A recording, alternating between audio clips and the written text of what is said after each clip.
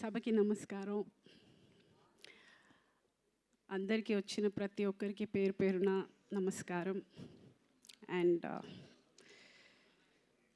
Attention చాలా ఎక్కువగా ఉంది, అందుకని టెన్షన్గా ఉంది. కొంచెం మాట అటు ఇటు తడబడితే దయచేసి క్షమించండి.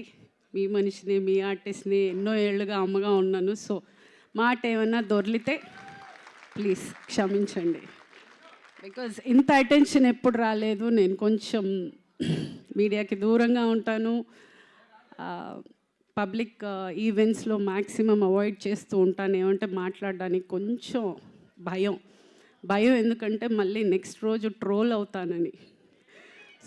అదే ఇవే.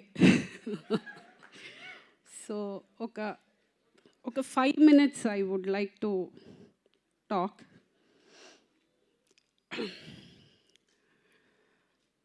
సినిమాలు మానేసి ఈవిడ పవర్ లిఫ్టింగ్ చేస్తుంది అన్నారు. కాదండి, సినిమాలు ఎప్పటికీ మానలేను, నేను బతకలేను సినిమాలు లేకపోతే. అదే ఆ ప్రగతి అనే పేరు ఇచ్చింది అదే, నా పిల్లలు పెరిగింది అదే, నేను ఇంత దూరం బతికింది అదే, నా ఇంటి రెంట్ దగ్గర నుంచి నా ఇల్లు కొనుక్కునే వరకు, ఈరోజు నేను అన్నం తింటున్నానంటే కూడా నా సినిమానే.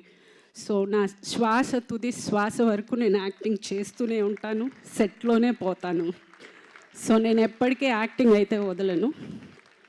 సో వెళ్ళిపోతానని అనుకోకండి, గ్యాప్ ఇచ్చాను, వాళ్ళు ఇచ్చారు. చిన్న గ్యాప్ వచ్చిందంతే. ఏంటంటే నేను అనుకుంటున్న క్యారెక్టర్స్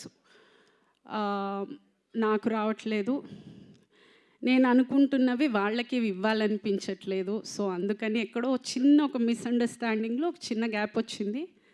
మళ్ళీ రేపటి నుంచే స్టార్ట్ అవుతోంది. I'm starting with a Tamil film, విలన్గా చేస్తున్నాను. ఎస్. సో ఈలోపు సినిమా కోసం వెయిట్ చేయడం, ఎక్కడైనా డిప్రెషన్ అయిపోతుందేమో, ఎక్కడైనా లో అయిపోతానేమో అని ఆ ఎనర్జీని పవర్ లిఫ్టింగ్కి టర్న్ చేశాను. ఈరోజు మన దేశం జెండా వేసుకుని సిల్వర్ పథకం మన ఇంటికి తెచ్చాను. సో ఏదో సరదాగా మొదలెట్టింది, అంత ఎనర్జీతోటి నేను ఆ ఎనర్జీతోటి దేశానికే ఇంత పేరు తెచ్చానంటే ఇదే ఎనర్జీ కరెక్ట్ క్యారెక్టర్ పడితే ఏమంటారు? సో అయ్ బాబోయ్. అండ్ ప్రగతి మహావాదిగా అక్కడ నేను రిప్రజెంట్ చేసిన, నేను నా సినిమా ఫ్యామిలీని రిప్రజెంట్ చేశానని అనుకుంటాను. అంత పెద్ద ఒక స్టేజ్లో నేను అంత ధైర్యంగా నిలబడగలిగాను అని అంటే ఇక్కడ ఆల్రెడీ ఉన్న ఒక అనుభవంతో అయి ఉండొచ్చు, ఆ స్టేజ్ ఫియర్ లేకపోవడం అయి ఉండొచ్చు. సో డెఫినెట్గా this is for the entire cinema. Start చేసినప్పుడు చాలామంది కింద నీకు ఈ వయసులో అవసరమా,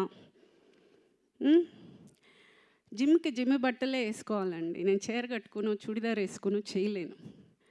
ఫస్ట్ నాకు డౌట్ వచ్చింది, ఏమన్నా తప్పు చేస్తున్నావా, ఇంత దరిద్రంగా తిడుతున్నారే, ఇంత అసహ్యంగా ఫీల్ చేస్తున్నారే, నేను ఏమన్నా తప్పు చేస్తున్నానా? ఎదిగిన కూతురు ఉంది, ఆ పిల్ల స్కూల్కి వెళ్తుంది, కాలేజ్కి వెళ్తుంది, ఆ పిల్లకి ఫ్రెండ్స్ ఉన్నారు, ఇంత మాటలు అనేది బాధపడ్డా స్టార్టింగ్లో. సరే ఓకే, ఆ బాధని ఆన్సర్గా ఈరోజు అందరికీ వచ్చింది అనుకుంటాను. ఎవడైతే ఈ వయసులో అవసరమా అన్న ప్రతి ఒక్కడికి ఇదే అండి నా answer. This is my answer.